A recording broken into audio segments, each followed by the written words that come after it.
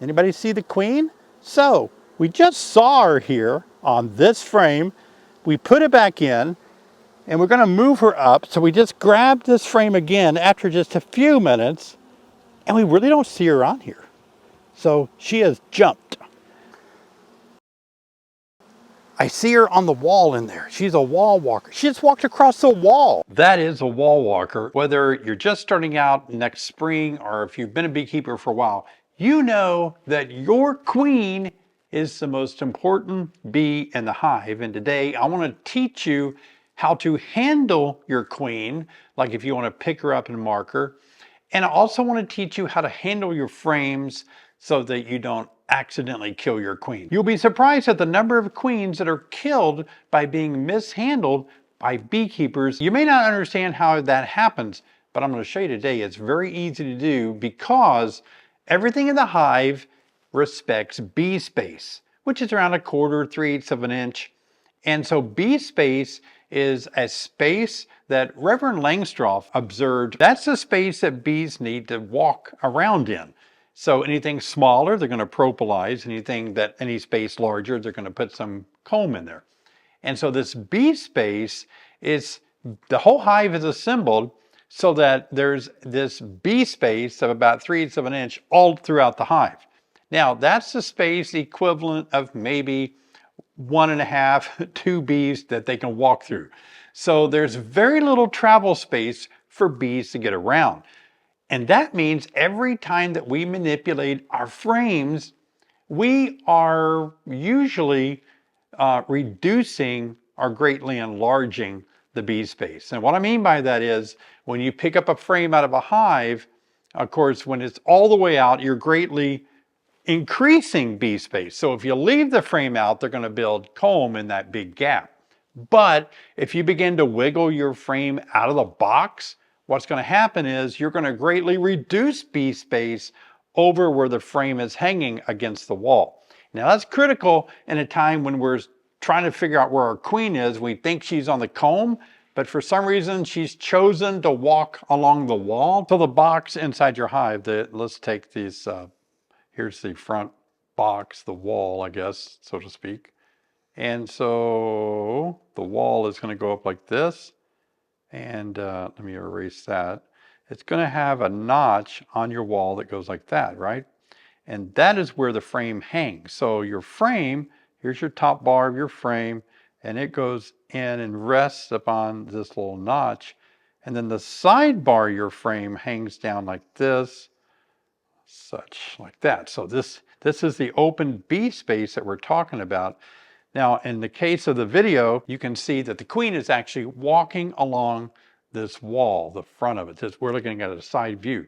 As the queen walks along here on the box itself, if I were to raise the frame up above this area here, then the frame can go right or left, and then that can bring this whole sidebar tightly against the box itself, which means it would smash the queen. So anytime you have this wall walking queen, it's really dangerous. Now, a lot of times we think that the queen will never walk on a wall because most of the time she doesn't.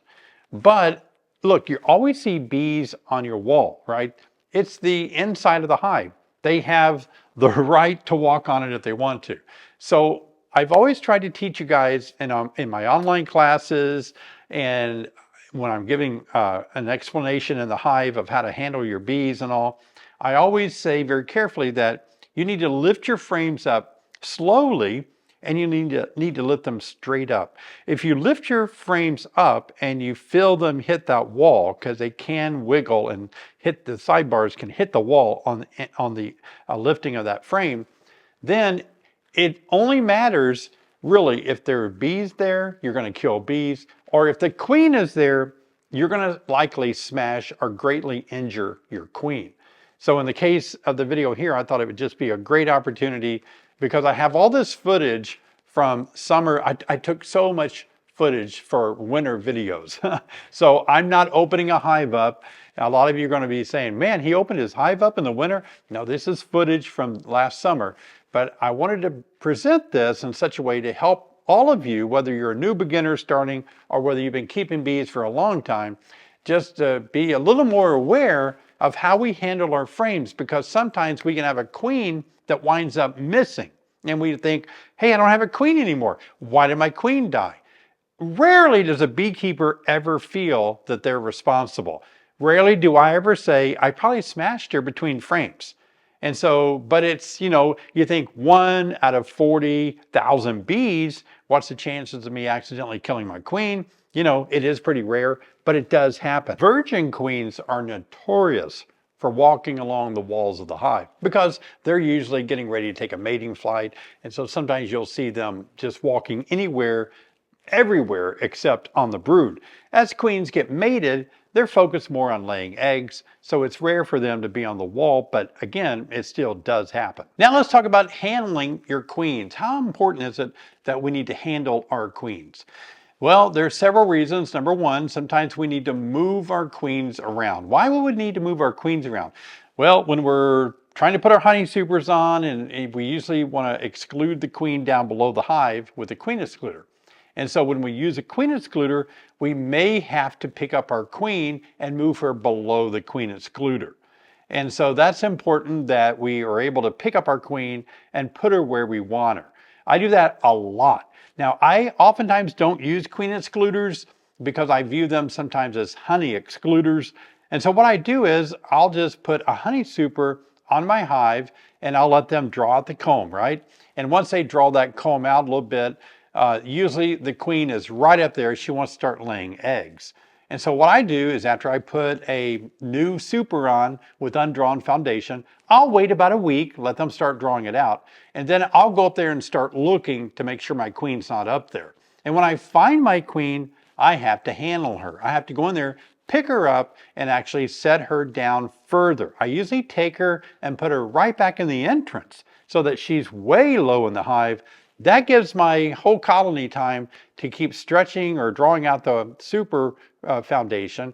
In the meantime, they start putting nectar in it.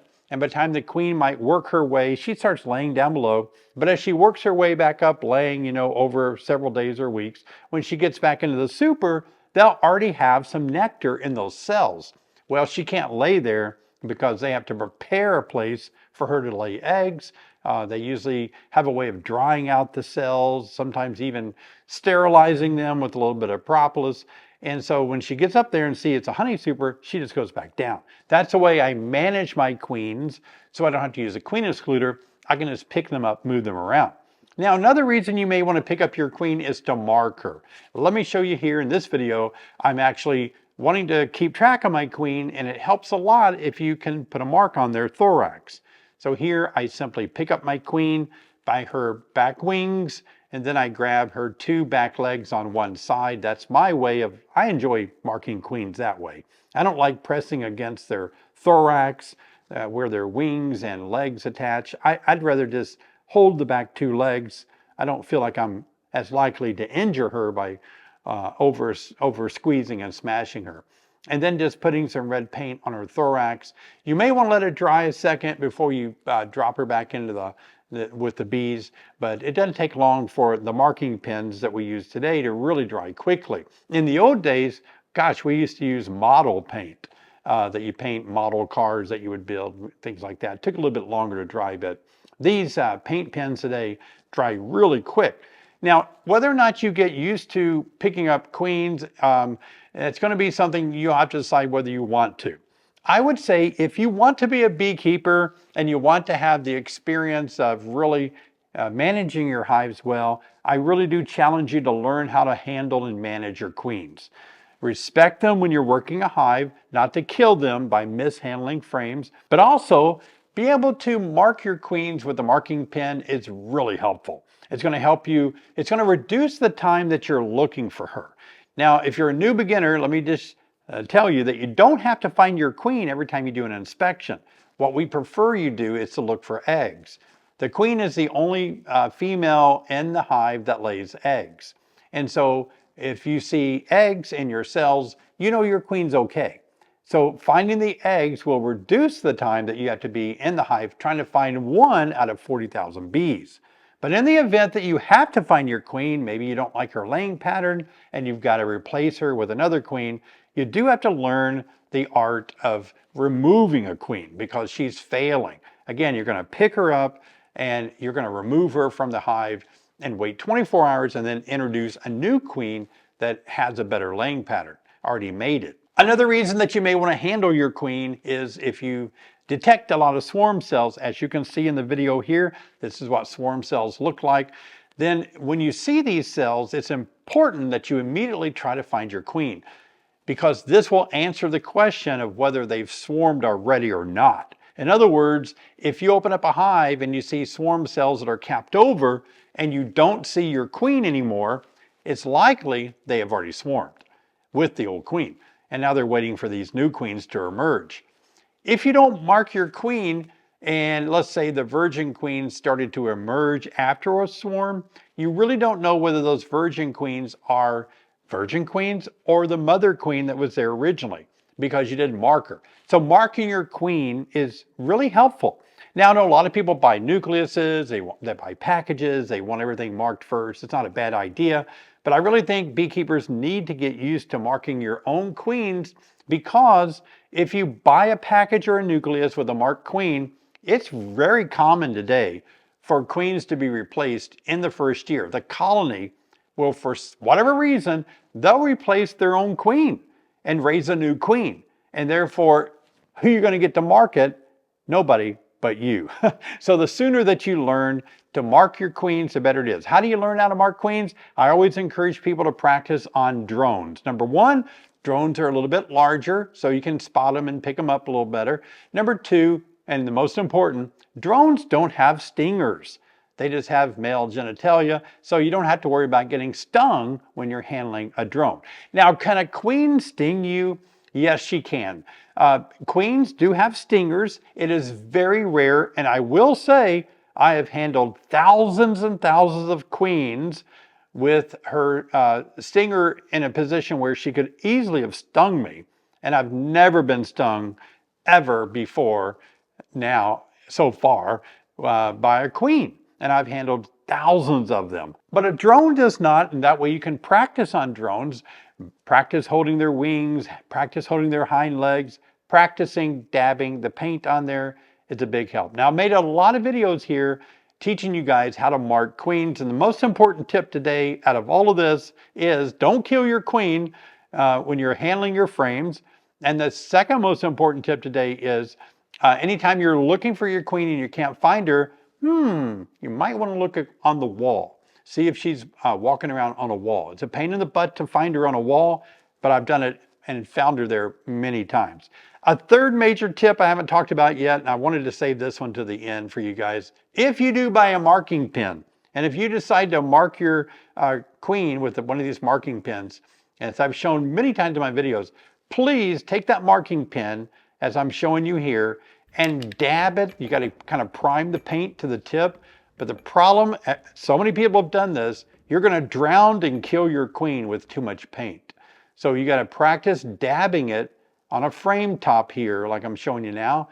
Dab it in such a way that you can get the paint not to be just spilling out really quickly. You want to be able to mark her, not drown her. Another thing to think about is you can hold your queen up in the air and make her thorax face down. Hold your pen up like this, and now when you mark her, there would be less likelihood that your paint would spill out. Gravity won't pull it up.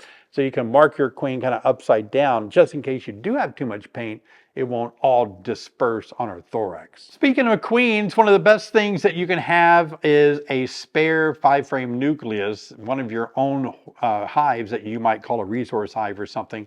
And if you just have a handful of hives and you're a hobbyist, it's good to have one nucleus for each hive. In other words, each hive that you have, if you have a 5-frame support nuke, it can help you so much to have a spare queen ready in case yours, you kill her or she vanishes. It also allows you to have extra frames of nectar or brood if you need to transfer some over. Now, I like building my own nuke boxes for my support hives. So I've made a video showing you guys and the measurements on how to build your own 5-frame nucleus. You can use it for a mating nuke, you can use it for a support nuke for your hives, or if you want to sell some nucleus, and hopefully you come out of winter with a whole bunch of bees, you may want to make some splits and sell some. Watch this video here. Let's make some nuke boxes together. I'll see you over there.